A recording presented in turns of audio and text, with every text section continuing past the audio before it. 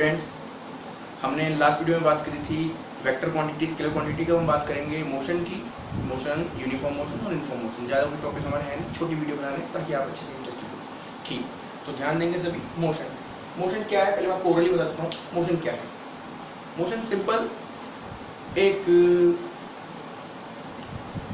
अगर आप अपने आप को सोचो, आप एक जगह पर खड़े हो, एक दूसरा आदमी आगे से जा रहा है, तो आप क्या कहोगे कि आगे वाला जा रहा है, जो चल रहा है वो चल रहा है, यानी वो मोशन कर रहा है।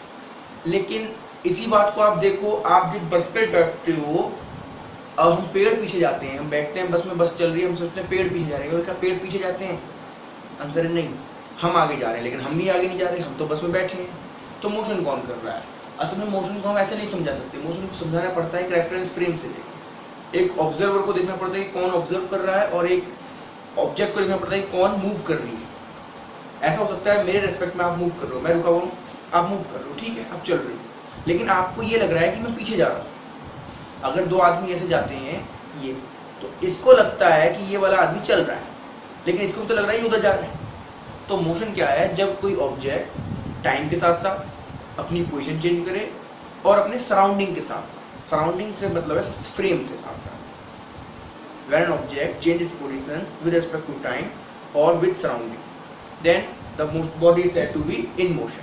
तब हम बॉडी को मोशन में कहेंगे। जैसे कि देखिए आप एग्जाम्पल के तौर पर, मोशन, एक आदमी है, वो फिलहाल यहाँ पर है, टाइम घड़ी में हो रहा है, टाइम बढ़ता रहेगा क्योंकि टाइम तो रुकता है नहीं, और वो अपनी पोजीशन बार बार चेंज कर रहा है। पहले वो ए पॉइंट पर था, फिर वो बी पॉइंट पर आया, सी पर आया, डी पर आया, यानी टाइम के साथ साथ टाइम बढ़े जा रहा है और उसकी पोजीशन भी हर बार चेंज हो रही है। पहले पोजीशन ए थी, फिर पोजीशन बी थी, फिर सी थी, फिर डी थी। मींस ये मोशन कर रहा है। लेकिन क्या ये अपने सराउंडिंग से भी चेंज कर रहा है अपनी पोजीशन? हाँ, यहाँ पे इसके स्टडी टेबल पड़ी थी पहले, स्टडी टेबल से पहले कम डिस्टेंस पर था, यहाँ इसका था रूम का डोर, तो पहले ये टेबल के पास था, यानी डिस्टेंस ये थी इसकी सराउंडिंग से, फिर थोड़ी डिस्टेंस बढ़ गई टेबल से, और टेबल से और डिस्टेंस बढ़ रही है और बढ़ रही है, और यहाँ डोर के पास आ गया है, यानी अपने सराउंडिंग से भी पोजीशन चेंज कर रहा है और अपनी पोजीशन टाइम के साथ साथ भी चेंज कर रहा है। जैसे जैसे टाइम बढ़ रहा है वो अपनी पोजीशन को चेंज कर रहा है। तो हम कहेंगे कि आदमी मोशन कर रहा है, मोशन, गति कहते हैं, ठीक। अच्छा, रेस्ट की बात करते हैं। रेस्ट का मतलब क्या है? जब वो पोजीशन चेंज ना कर रहा हो सराउंडिंग से और टाइम के साथ साथ, टाइम बढ़ता रहे, टाइम बढ़ जा रहा है, 10, 20, 30, 40, 50, 60 सेकंड हो जा रहे हैं, लेकिन उसकी पोजीशन एक जगह वही है, वही पोजीशन है, यानी वो अपनी पोजीशन चेंज नहीं करता, मींस वो रेस्ट पर है। और अगर पोजीशन चेंज कर रहा है तो वो मोशन कर रहा है, सराउंडिंग के साथ भी और वैसे भी। तो क्योंकि मैंने बताया कि मोशन को हम एक आदमी से डिफाइन नहीं कर सकते, हो सकता है वो मूव कर रहा है किसी दूसरे रेस्पेक्ट में, लेकिन आप रेस्पेक्ट में वो रेस्ट पर हो, ऐसा हो सकता है। जैसे आप बस में बैठे हो, बस में आप दो साथी हो, दो दोस्त बैठे हो साइड बाई साइड किनारे पर, एक तीसरा आदमी बस के बाहर खड़ा है पेड़ के पास, और आप बस चल गई, तो बस चलने पे आपका जो तीसरा साथी बाहर खड़ा है उसको लगेगा आप मोशन कर रहे हो, क्योंकि आप उसके मुकाबले आगे चल गए। लेकिन बस में जो दूसरा वाला दूसरा दोस्त है आपका, वो क्या सोचेगा, भाई हमारी डिस्टेंस तो पहले भी 1 मीटर थी, अब भी 1 मीटर है, यानी हम दोनों आपस में रेस्ट पर हैं। लेकिन उसको क्या लगता है बाहर वाले को कि आप मोशन कर रहे हो। तो एक बहुत इंपॉर्टेंट बात कही जाती है कि मोशन और रेस्ट रिलेटिव है, motion and rest are relative term, motion and rest are relative term, ये एग्जाम में आता है, motion and rest are relative to each other. Relative का मतलब हम रिलेट में बात करेंगे, रिलेटिव टर्म। जैसे कभी हम किसी को मोटा कह सकते हैं क्या? नहीं, मोटा भी अब क्या होगा, किसी के रिलेट में क्या होगा कि यार तुम मुझसे मोटा है, या तुम मुझसे छोटा, छोटा मतलब कंपैरिजन करोगे, रिलेटिव होती है टर्म। तो मोशन रेस्ट भी रिलेटिव है। अगर आप किसी को मोशन में कह रहे हो तो आप अपने आप को रेस्ट पर मान रहे हो, या फिर किसी को रेस्ट पर कह रहे हो तो आप अपने आप को मूव मान रहे हो।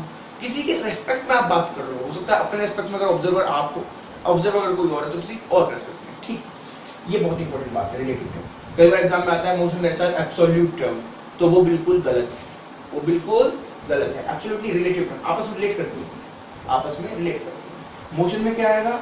When a body changes its position, changes its position with respect to time और सराउंडिंग।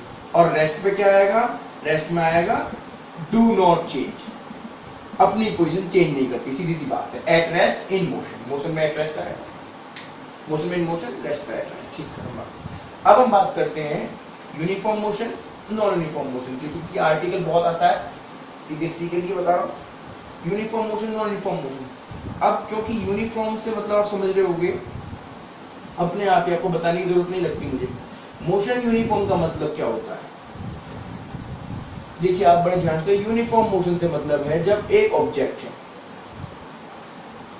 एक ऑब्जेक्ट है वो 1 मीटर चलती है 1 सेकंड में, फिर अगला 1 मीटर चलती है फिर 1 सेकंड में, फिर अगला 1 मीटर चलती है 1 सेकंड में, अगला 1 मीटर फिर 1 सेकंड में, अगला 1 मीटर फिर 1 सेकंड में।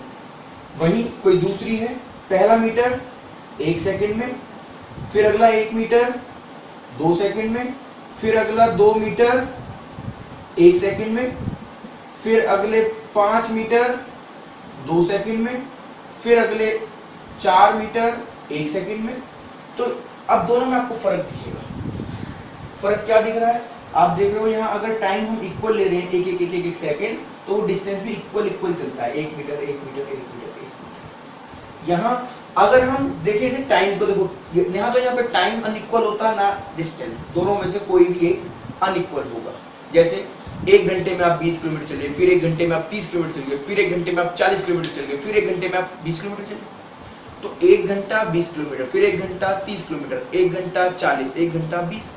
यहाँ पे आपका टाइम सेम है लेकिन डिस्टेंस अनइक्वल है, डिस्टेंस अनइक्वल है, इक्वल नहीं है 20 30 40 50 जो भी है। दूसरा ही केस क्या हो सकता है, आप पहले 10 किलोमीटर चले 2 घंटे में, फिर आप अगले 10 किलोमीटर चले 1 घंटे में, फिर आप अगले 40 फिर 10 किलोमीटर चले 1 घंटे में, फिर अगले 10 किलोमीटर चले 3 घंटे में।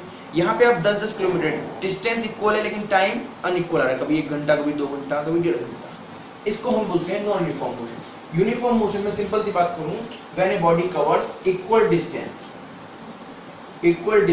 इन इक्वल टाइम, इक्वल डिस्टेंस चलती है इक्वल टाइम में, सीधी सी बात, और ज्यादा हम बात नहीं कर रहे। इक्वल डिस्टेंस इक्वल टाइम, यहाँ unequal distance in equal time, unequal distance होगी इक्वल होगा टाइम, या फिर इसके अलावा क्या हो सकता है वाइस वर्सा। वाइस वर्सा समझते हो आप, इसका ठीक opposite, unequal distance equal time. Vice versa means अगर टाइम अनइक्वल है तो डिस्टेंस इक्वल। यहाँ पे दोनों ही इक्वल होंगे, आपको बस ये ध्यान रखना है, equal distance in equal time. When a body covers equal distance in equal time then uniform motion, and when a body covers unequal in equal time and vice versa, then the body's motion of the body is said to be non-uniform। Simple बात। एक इसमें difference बहुत important आता है कि देखिए आपने यहाँ मेन चीज देखनी है, ये एक क्वांटिटी है फिजिकल क्वांटिटी, ये एक फिजिकल क्वांटिटी है। मैंने आपको पहली वीडियो में बताया फिजिकल क्वांटिटी क्या होती है, ठीक। यहाँ डिस्टेंस टाइम, ये डिस्टेंस है ये टाइम है।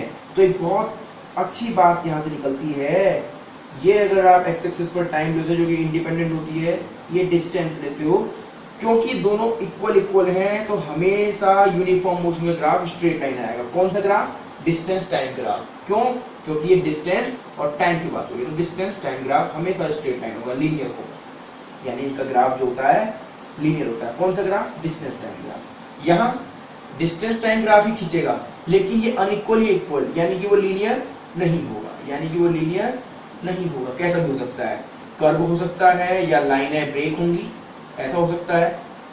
ये स्ट्रेट लाइन नहीं है, बेंड हो रहा है, या फिर ऐसा भी हो सकता है, ऐसा भी हो सकता है, मींस लीनियर नहीं हुआ, non linear, non linear, simple सी बात। अच्छा, फिर हम आगे जाके बात करेंगे, लेकिन आपको फिर इतना तो मालूम ही होगा, इतने बड़े आप बच्चे हो। इक्वल डिस्टेंस इक्वल टाइम होती है, यानी कि equal distance 1 metre 1 second, 1 metre 1 second, 1 metre 1 second, 1 metre 1 second, माने उसकी क्या कांस्टेंट है, स्पीड, स्पीड उसकी कांस्टेंट है। यहाँ देखेंगे आप, शुरू 1 मीटर 1 सेकंड, फिर 2-3 मीटर 1 सेकंड, फिर 1 मीटर 1 सेकंड, यहाँ पे उसकी स्पीड कांस्टेंट नहीं है, बढ़ रही है घट रही है, कुछ भी हो सकती है।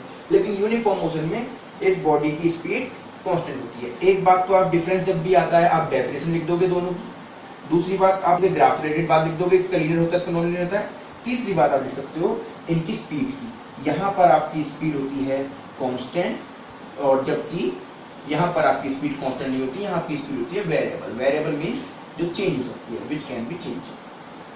तो दोस्त आज के लिए इतना ही, बाकी मैं नेक्स्ट वीडियो डालूंगा, और आप सब्सक्राइब करिए हमारे चैनल को। Thanks a lot, thank you.